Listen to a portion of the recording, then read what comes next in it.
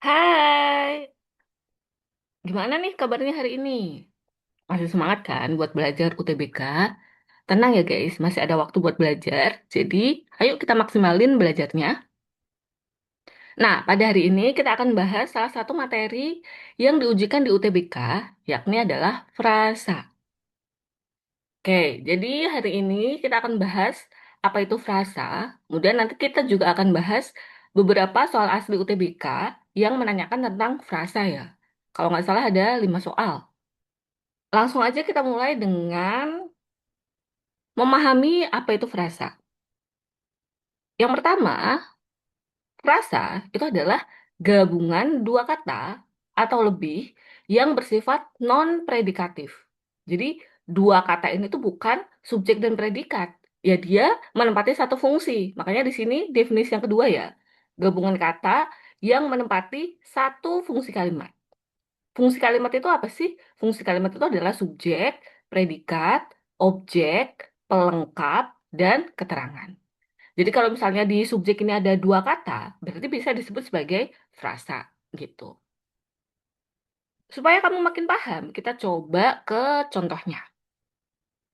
Nah, di contoh yang pertama, di sini ada adik pergi.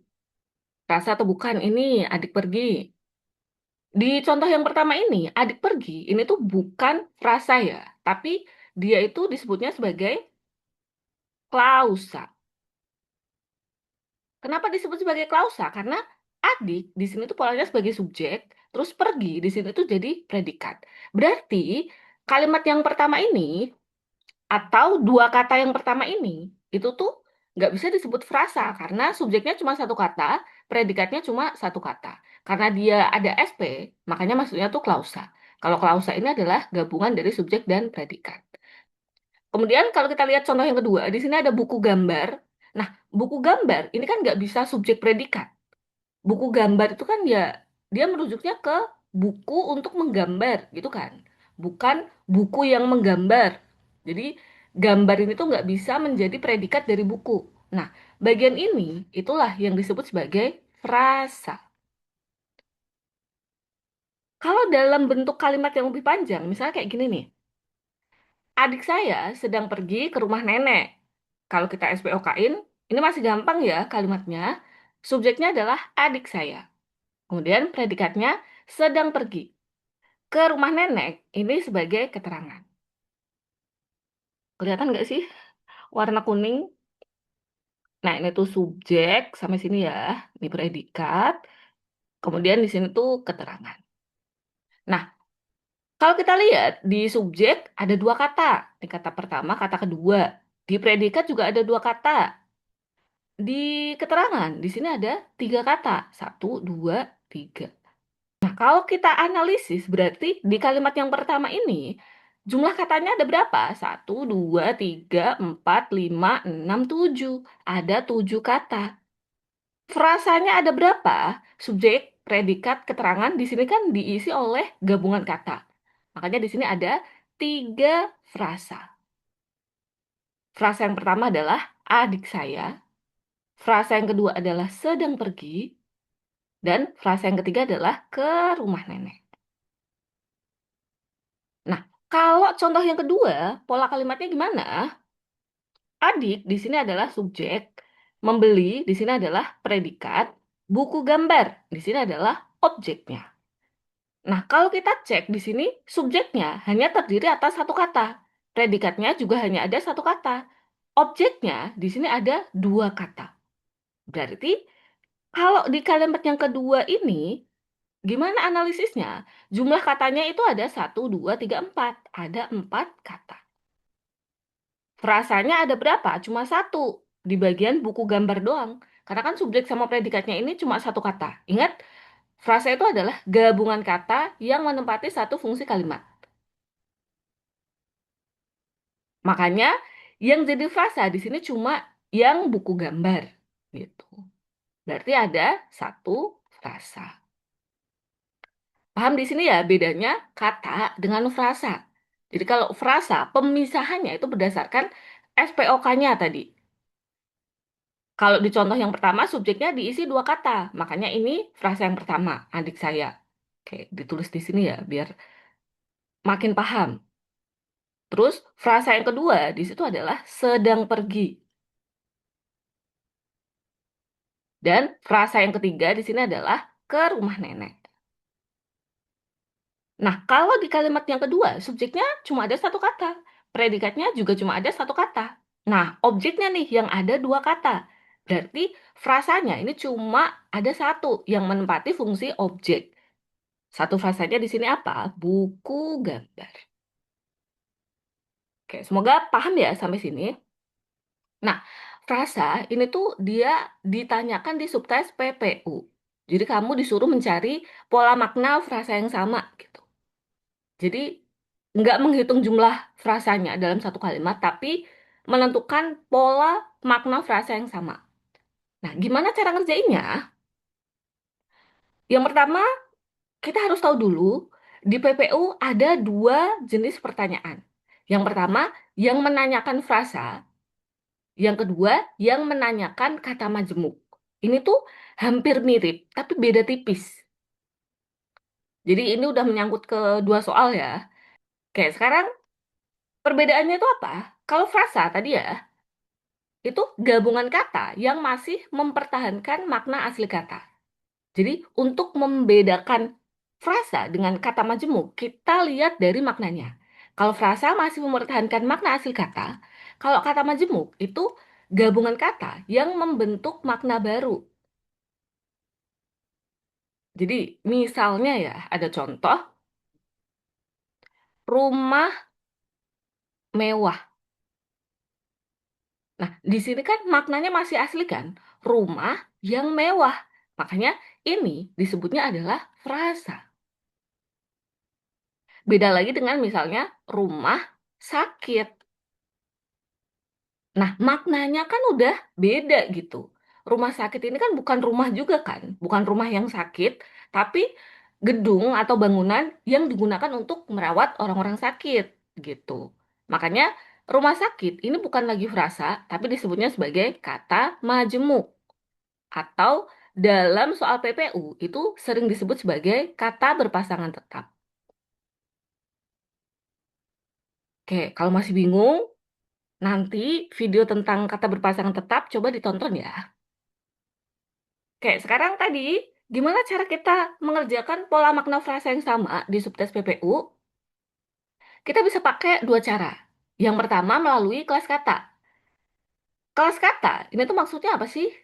Jadi dalam kata itu ada yang disebut sebagai nomina, kemudian ada verba, adjektiva, adverbia, dan lain sebagainya. Nah, kita bisa cari pola frasa yang sama itu melalui kelas katanya. Atau bisa juga pakai cara yang kedua. Kalau cara yang kedua, ini tuh dilihat dari maknanya. Atau sisipannya. Bisa disisipi dengan kata apa sih frasa tersebut? Misalnya tadi ya, buku gambar. Frasa ini itu bisa disisipi dengan kata untuk menggambar gitu. Berarti ya ini sisipannya. Kemudian tadi ada rumah mewah. Rumah mewah di sini kan bukan rumah untuk mewah gitu kan. Sisipannya di sini adalah kata yang. Nah, berarti pola makna frasanya di sini beda antara buku gambar dan rumah mewah. Karena sisipannya ini beda. Kalau dilihat dari kelas katanya, ku itu nomina, gambar itu nomina. Tapi yang kedua, rumah itu nomina, mewah itu adjektiva. Gitu. Kelas katanya beda, maknanya juga beda. Nah, kalau di soal tuh bentuknya kayak gini, guys. Contoh yang pertama, gabungan kata boneka kelinci memiliki pola makna yang sama dengan biasanya ada teksnya ya, tapi kalau nentuin pola frasa, kita tuh nggak perlu lihat teksnya. Sekarang kita cek, kalau dilihat dari kelas katanya, boneka ini adalah nomina, kelinci itu juga nomina. Berarti kita pilih aja frasa-frasa di bawah ini yang nomina plus nomina. Kalau yang A, dua kelinci. Ini tuh bukan nomina plus nomina, guys. Dua. Ini adalah numeralia atau kata bilangan. Berarti di sini num plus nomina. Beda ya? berarti bukan. Kalau yang B, baju baru. Bajunya itu nomina, barunya itu adjektiva. Berarti beda lagi. Terus, kelinci putih. Kelinci itu adalah nomina, putih ini juga nomina. Pasta kacang. Pasta ini juga nomina, kacang ini juga nomina. Kemudian kubis goreng, kubisnya ini nomina, goreng ini adalah verba. Berarti ini juga bukan ya, karena dia nomina plus verba. Nah, masih ada dua nih. Apakah boneka kelinci ini sama dengan kelinci putih atau sama dengan pasta kacang? Nah, kalau udah tersisa dua gini, berarti kita bisa lihat dari segi maknanya. Kalau kita lihat boneka kelinci, itu kan dia boneka yang berbentuk kelinci. Terus, kalau yang C, kelinci putih, ini kan bisa juga ya, kelinci yang berwarna putih. Beda dengan pasta kacang. Kalau pasta kacang secara makna, ini kan pasta dari kacang gitu. Jadi, untuk soal ini, lebih tepatnya itu adalah opsi yang C gitu. Sekarang contoh yang kedua. Nah, tadi ada kubis goreng. Kubis goreng ini kubisnya nomina, gorengnya ini adalah verba. Kalau dilihat dari sisipannya atau maknanya, kubis goreng ini adalah kubis yang digoreng.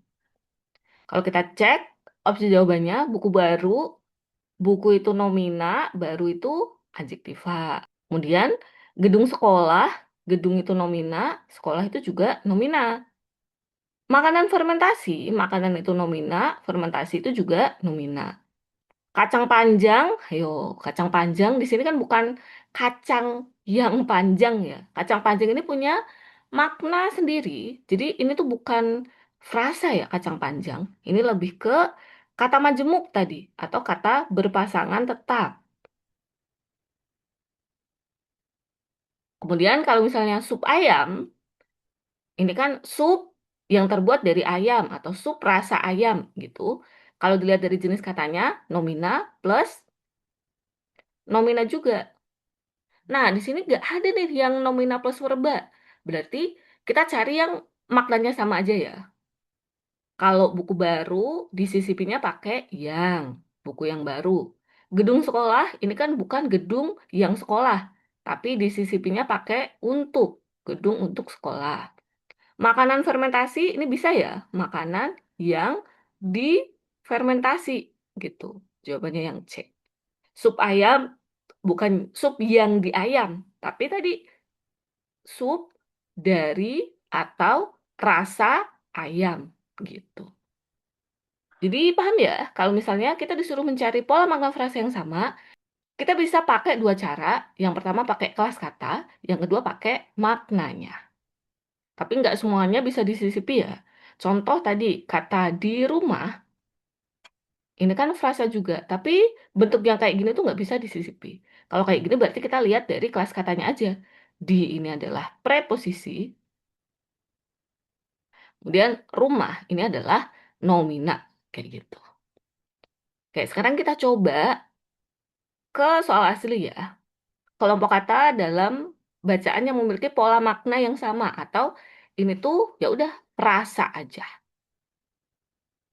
Oke, ada teksnya, tapi kayak tadi ya kita nggak perlu lihat teksnya. Kalau nyari pola frasa yang sama, kita tinggal lihat aja frasa yang ditanyain. Frasa yang ditanyain itu adalah bengkel mobil. Bengkelnya nomina, mobilnya ini juga nomina. Nah, kalau kita cek dari maknanya, bengkel mobil ini tuh bisa bengkel khusus mobil atau bengkel untuk mobil gitu. Kalau kita cek kedai kopi, ini bisa ya, kedai ini nomina, kopi ini juga nomina. Terus kalau di CCP, ini juga bisa kedai khusus kopi atau kedai untuk kopi. Jadi yang dijual itu kopi gitu. Desain interior, desain itu nomina, interior ini juga nomina. Tapi sini desain interior itu maknanya bisa ke desain pada interior. Interior itu bagian dalam kayak gitu ya. Kaum urban dilihat dari kelas katanya kaum itu nomina, urban itu adjektiva. Berarti udah beda. Ini bukan. Peran penting, perannya nomina, pentingnya ini adjektiva. Ini juga bukan. Sejarah panjang, sejarahnya nomina, panjangnya itu adjektiva. Ini juga bukan. Kalau dilihat dari sisipan, ini tuh sisipannya pakai yang. Ini juga pakainya yang. Kaum urban ini juga pakainya tuh yang sifatnya tuh kota gitu. Maka dari itu, untuk soal ini, jawabannya paling tepat itu lebih ke A.